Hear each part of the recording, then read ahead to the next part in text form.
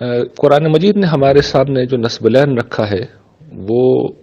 یہ ہے کہ ہم جنت حاصل کرنے کی جد و جہد کریں،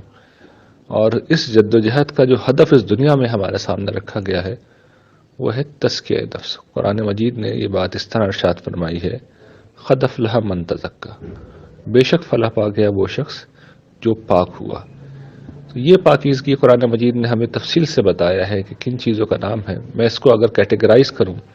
تو یہ تین پہلوؤں سے مطلوب ہے۔ ایک پاکیزگی جسمانی پہلو سے، اور ہم سب جانتے ہیں جو دین میں طہارت کے جتنے بھی احکام ہیں، ہم غسل کرتے ہیں، ہم نجاستوں سے پاکی حاصل کرتے ہیں، ہم اپنے جسم سے غیر ضروری بالوں کو صاف کرتے ہیں، مثال کے طور پر یہ چند احکام ہیں۔ تو یہ وہ ساری چیزیں ہیں جو ہمارے جسم کی پاکی کے لیے مطلوب ہیں۔ اس کا ایک دوسرا اہم پہلو وہ ہے جس کا تعلق ایمانیات سے ہے، یعنی ایمانیات میں بھی بہت سی چیزیں ہیں جو آلائشوں کی یا ناپاکیوں کی حیثیت رکھتی ہیں۔ اس کی سب سے بڑی مثال شرک ہے۔ شرک کا مطلب یہ ہے کہ غیر اللہ کی عبادت کرنا، اس کو معبود سمجھ کر پکارنا، اس سے مدد مانگنا، یہ چیز بھی ہمارے معاشرے میں بہت ہے، اور ظاہر ہے کہ اس میں اور چیزیں بھی شامل ہیں، اس وقت وہ میرا موضوع نہیں ہے، لیکن یہ مجموعی طور پر دوسرا دائرہ ہے جہاں پر ہمیں پاکیزگی اختیار کرنی ہے۔ اور تیسرا اور آخری دائرہ اخلاق کی پاکیزگی کا ہے، یعنی اخلاق کی دنیا میں بھی بہت سی آلائشیں ہوتی ہیں، ہم جھوٹ بولتے ہیں، ہم غیبت کرتے ہیں، ہم بددیانتی کرتے ہیں، یہ ساری چیزیں اور جیسی بہت سی چیزیں جو ہم نے قرآن کا مطلب انصار کورس میں پڑھی ہیں، یہ وہ چیزیں ہیں جو اخلاقی دنیا کی نجاستیں ہیں۔ تو ایک بندہ مومن کی زندگی، قرآن مجید یہ بتاتا ہے کہ اس کی زندگی کا مقصد یہی ہے کہ وہ ان تین دائروں سے جہاں کہیں نجاست آئے، جہاں کہیں ناپاکی آئے، اس سے وہ نکلنے کی کوشش کرتا ہے۔ اور دیکھیے جسمانی طہارت کا جو کانسیپٹ ہے وہ ہمیں یہ بتاتا ہے کہ اللہ نے دنیا اس اصول پہ بنائی ہے کہ نجاستیں بار بار آئیں گی، یعنی بار بار ہمیں نہانے کی ضرورت پیش آئے گی، بار بار ہمیں طہارت کی ضرورت پیش آئے گی، لیکن ہمیں یہ کام کرنا ہے۔ تو اسی طرح اخلاقی معاملات میں بھی یوں نہیں ہوتا کہ ہم ایک روز صبح بیدار ہوتے ہیں اور ساری نجاستیں ہمیشہ کے لیے ختم ہو جاتی ہیں، ایسا کبھی نہیں ہوتا، ہمیں ساری زندگی اسٹرگل کرنی ہوتی ہے۔ ایمان کا معاملہ بھی یہی ہے، یعنی شرک تو مثال کے طور پر ایک ایسی چیز ہے کہ آدمی عزم کر سکتا ہے، شرک سے بچ سکتا ہے، لیکن اور بہت سی چیزیں ہوتی ہیں، یعنی اس کی جو فروعیات ہیں، توکل کے بعد مراحل آتے ہیں، انسان نہیں کر پاتا، تفویض کے بعد مراحل آتے ہیں، انسان نہیں کر پاتا۔ تو یہ چیزیں ہیں جو انسان کے لیے مستقل جد و جہد کا ایک موضوع ہے۔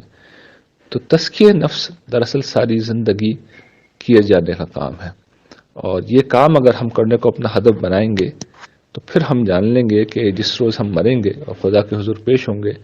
تو پھر پروردگار کی رضا اور جنت دونوں ہمیں حاصل ہو جائیں گی، کیونکہ قرآن مجید نے ہمیں یہی بات بتائی ہے کہ جنت کی فلاح کا انحصار اس پاکیزگی کے اوپر ہے۔ تو جو بھی عمل کریں، دیکھیے اس کا لازمی نتیجہ آپ کی شخصیت پر نکلنا چاہیے، شخصیت کو پاکیزہ ہونا چاہیے۔ شخصیت پاکیزہ نہیں ہو رہی